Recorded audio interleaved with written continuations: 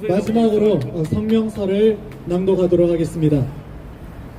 지난 2024년 12월 3일 앞으로 역사 교과서에도 실릴 이 비상계엄 사건을 비유하자면 비커 속에 개구리를 넣고 서서히 온도를 올리자 개구리가 나올 생각은 하지 않고 삼겨서 죽는 것처럼 자유민주주의 체제가 무너져가는 대한민국을 향해서 어쩔 수 없이 자유를 지키기 위해 던지는 충격 요법 메시지였습니다. 맞습니다. 그리고 이웃 깨어난 시민들 사이에서 나도 개몽되었다 하여서 국민 개몽령으로 소개되고 있습니다.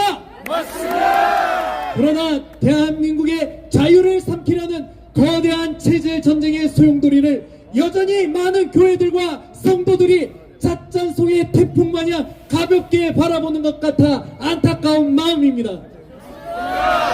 탄핵 반대 집회를 보면 정말 많은 청년들이 나와서 거리를 메우고 있습니다. 대학가에서는 탄핵 반대 집회가 항상 세간의 집중을 받고 있으며 3월 3일에는 청소년들도 시국선언을 진행하였는데 청소년들도 이 탄핵 사건의 본질을 정확히 꿰뚫고 있다는 것이 매우 감명 깊었으며 앞으로 대한민국의 정치를 주도하는 역할은 기성세대가 아니라 젊고 양심 있고 용기가 있는 청년들이 주도할 것은 자명해 보이는 사실입니다. 이제 신학대에서도 시국선언이 이어짐에 따라 우리 신앙인들도 자유 대한민국과 교회와 선교와 복음 전파를 위해서 일어설 것임을 선언하는 바입니다. 오늘날 반대한민국 세력에 대해서 이야기하기 전에 칼 마르크스에 대해 잠시 이야기하겠습니다. 흔히들 마르크스를 자본주의의 대안으로 생겨난 사회주의의 주창자로 알고 있지만 그 주변인들의 증언과 본인의 저작물을 통해서 그는 사타니즘에 빠져 하나님을 대적하는 사탄 숭배자였음은 자명한 사실입니다. 그는 실제로 돈을 받고 자신의 동료들을 팔아넘긴 밀구자 역할을 하였으며 미국 노예제를 옹호하였고 영구적인 혁명을 위해서는 테러와 유혈 사태를 일으키는 것이 목표라고 진술한 잔혹한 사상가라는 점을 알아야 합니다. 마르크스를 우러러보는 사회주의자들은 과연 칼 마르크스의 개인에 대해 얼마나 알고 있을까요? 좋아하는 사람은 닮고 싶어하는 것을 모방심리라고 합니다. 예를 들어 마르크스의 헤어스타일 같이 외모를 따라하는 사람들이 있습니다. 여러분 생각나지 않습니까? 생각납니다. 맞습니다. 김어준입니다. 여러분들은 마르크스와 같이 사탄을 찬양하는 시를 쓰고 노예 제도와 사람을 고문하는 것을 생산적인 일이라고 부르며 동료들을 뒤에서 밀고 해서 배신하고 테러와 유혈 사태로 사람들을 죽이는 것을 목표로 삼는 사람을 닮고 싶습니까? 아닙니다. 여러분들의 소중한 자녀들에게도 이러한 사람을 알려주고 싶습니까? 아닙니다. 우리는 이 시국선언에 앞서서 혈과 육의 싸움을 벌이려는 것이 아닙니다. 누노는 한남동 관저에서 윤석열 대통령을 불법적으로 체포하려는 공수처와 맞섰고 허서부지법에서 우리법 연구의 불의한 판사들과 맞섰으며 과천 공수처 앞에서 헌법재판소에서 광화문에서 여의도에서 함께 외쳤던 우리의 목소리와 함성은 영적 전쟁을 벌이는 함성이었고 승리를 향한 외침이었습니다. 지금 선포합니다. 윤석열 대통령을 불법적으로 탄핵한 배후 세력 뒤에는 반대한민국 세력이 있으며 반대한민국 세력 뒤에는 공산주의 세력이 있고 공산주의 세력 뒤에는 사탄이 있습니다. 마르크스뿐만 아니라 공산주의를 추종하는 세력들은 하나같이 반기독교적이었습니다. 레닌, 스탈린, 마오쩌둥, 김일성이 그러하였습니다. 특히 동족 상잔의 원흉인 김일성은 한술 더 떠 영생불멸의 위대한 수령이라 하여서 죽어서도 박제된 상태로 신처럼 떠받들여지고 있습니다. 맞습니다. 그래서 북한의 주민들은 이런 사이비 종교 속에서 참 구원을 발견하지 못하고 살아서도 고통, 죽어서도 고통을 받게 됩니다. 그런데 이들의 고통을 외면한 채 어찌하여 가짜 평화를 주장하며 종전선언을 이야기하며 주한미군 철수를 주장할 수 있겠습니까? 왜 기독교인들이 이런 가짜 평화 코스프레에 속고 있는 것입니까? 평화는 좋은 말입니다. 그러나 사탄이 광명한 천사로 가장하듯이 반대한민국 세력들 역시 평화를 가장하여 호시탐탐 대한민국을 노리고 있습니다. 성경은 말씀합니다. 사랑할 때가 있고 미워할 때가 있듯이 평화의 때가 있고 전쟁할 때가 있고 모든 것에는 때가 있다고 합니다.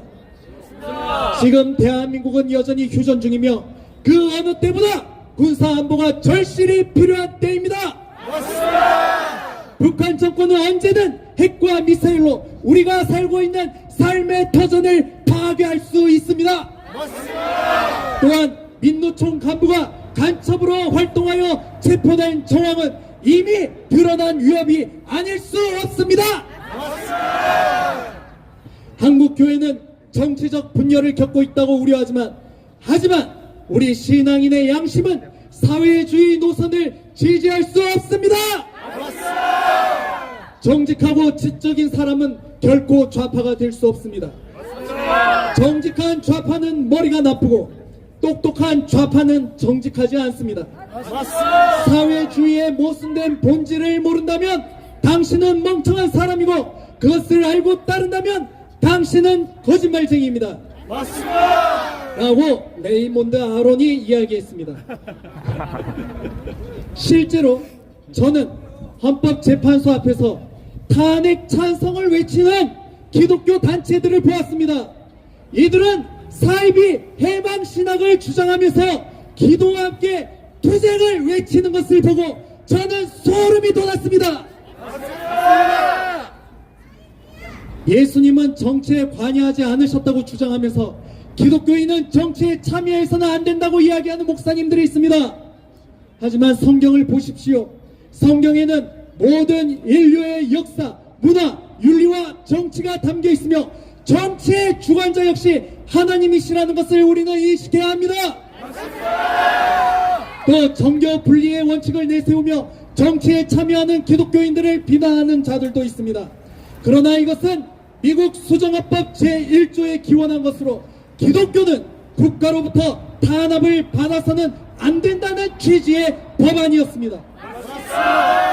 지난 문재인 정권 감염병 사태 때 실제 교회발 확진자는 2.7%라는 타 종교보다 낮은 수치임에도 30%라는 거짓된 정보를 날조하여 교회의 대면 예배를 정부가 강제로 중지했습니다. 만약 우리가 정교 분리의 원칙만 제대로 알았더라면 대면 예배를 계속 할 수 있었을 것입니다. 표현의 자유는 어떻습니까? 더불어민주당에서는 시민들의 카톡 검열을 비롯하여 민주당에 반하는 유튜버를 음모론자들이라고 폄훼하였고 민주파출소를 운영하여 가족, 친구들 할 것 없이 서로 신고하게끔 만들었습니다. 이제는 추미애 의원이 법원에 영장 없이도 통화, 위치, 인터넷 사용정보 수집이 가능하도록 법안을 발의했다고 하니 여기가 자유 대한민국 맞습니까? 종교의 자유, 사상과 양심의 자유, 출판 언론의 자유, 집회 결사의 자유는 기독교인이 전도하라고 있는 것입니다.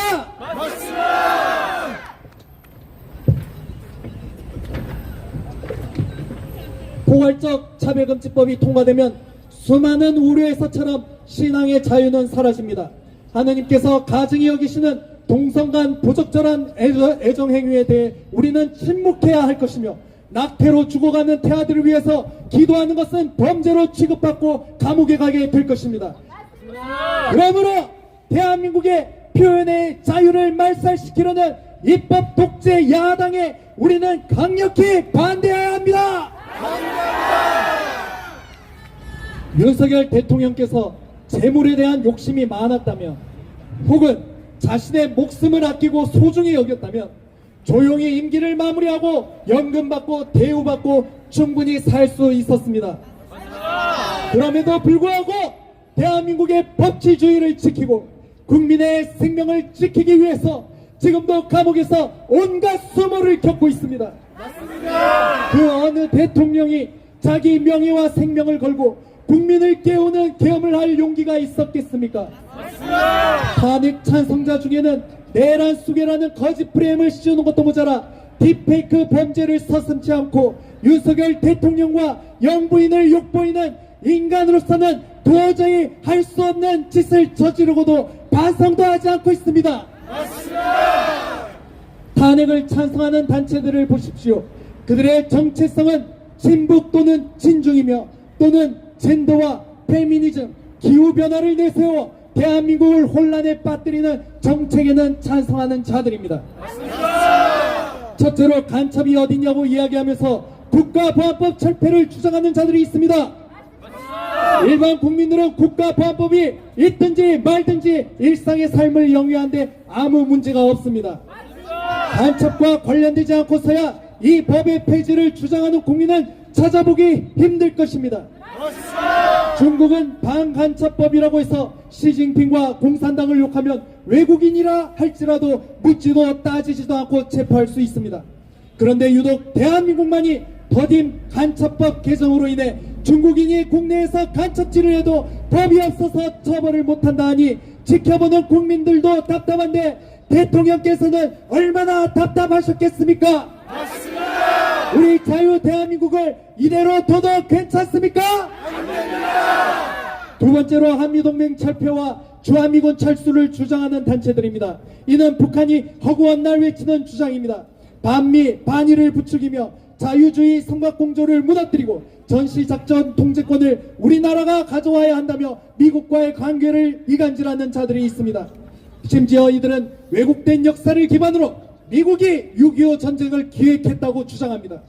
북한을 우리의 주적이라고 말 못하는 헌법재판관도 모자라 김정은을 찬양하는 김정은은 내 친구라는 책이 버젓이 공공도서관에 국민의 세금으로 비치되어 있습니다. 말도 안 되는 일입니다. 간첩을 잡으려는 대통령은 감옥에 보내고 창원 간첩단과 제주 간첩단의 핵심 인물들은 버젓이 길거리에 돌아다니는데 우리 국민들이 이대로 침묵할 수 있겠습니까? 그 외에도 기독교 가치관에 반하는 포괄적 차별금지법 통과를 원하는 인권단체들과 노동자의 인권을 내세워 파업을 일삼고 윤석열 퇴진을 외치는 민노총, 국민의 세금으로 일하는 공무원마저 전국 공무원 노조를 결성하여 정치적 중립을 위반한 채 정치적 선동과 고를 일삼는 등 앞서 열관 이들이야말로 대한민국 헌법 제1조이라 대한민국은 민주공화국임을 부정하는 내란 세력이 아니고서야 대체 누구란 말입니까? 선량한 국민을 선동하고 헌정질서 전복을 시도하려는 내란 세력이야말로 진정한 대한민국의 적이며 세계 평화를 위협하는 자입니다. 특히 정치인들에게 필요한 도덕적 기준은 무너졌기에 지금 민주당 국회의원은 전과자가 44%나 차지하고 있지 않습니까? 법치와 양보는 없고 대한민국의 국익이 아니라 북한과 중국의 눈치만 보고 이들의 이익을 대변하는 정치인을 우리는 뭐라고 불러야 하겠습니까?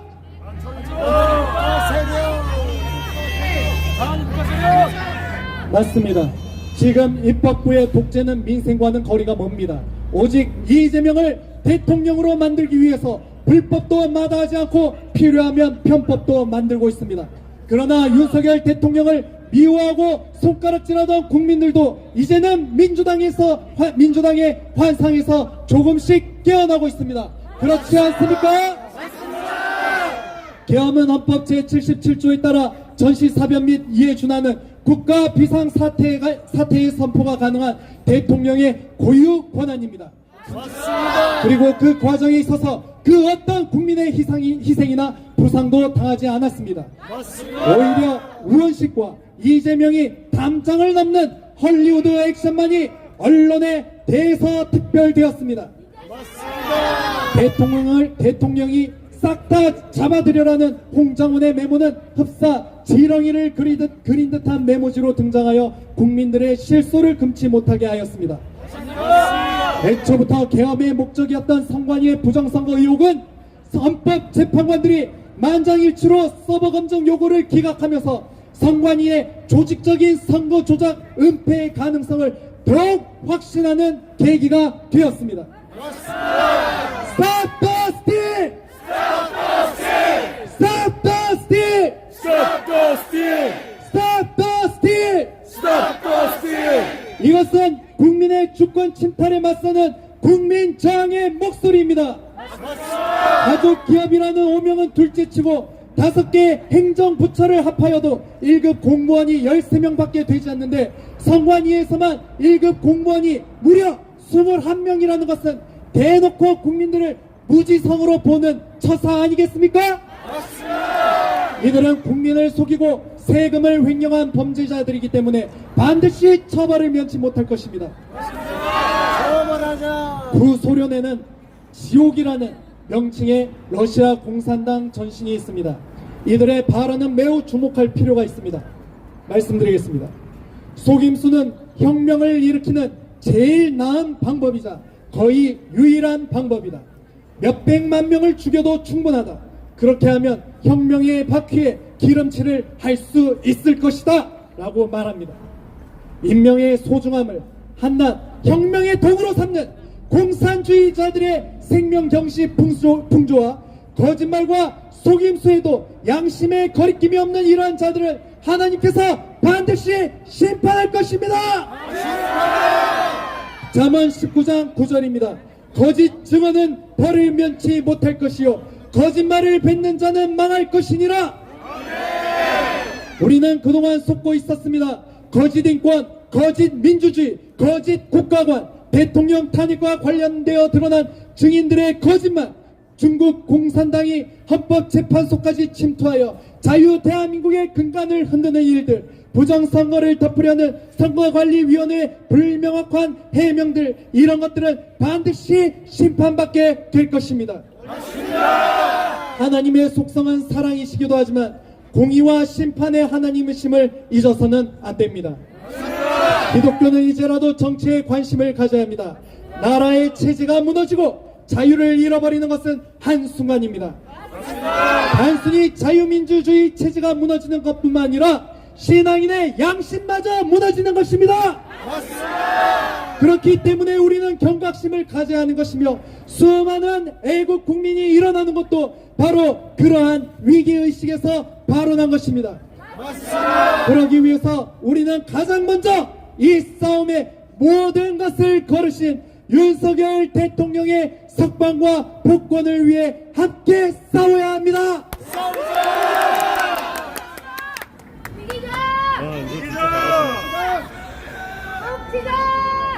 함께 하신 한국교회 성도와 신학생 여러분, 애국 시민 여러분 감사합니다.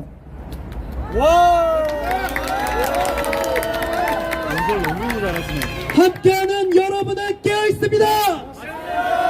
당신들은 선과 악을 구분하고 있습니다.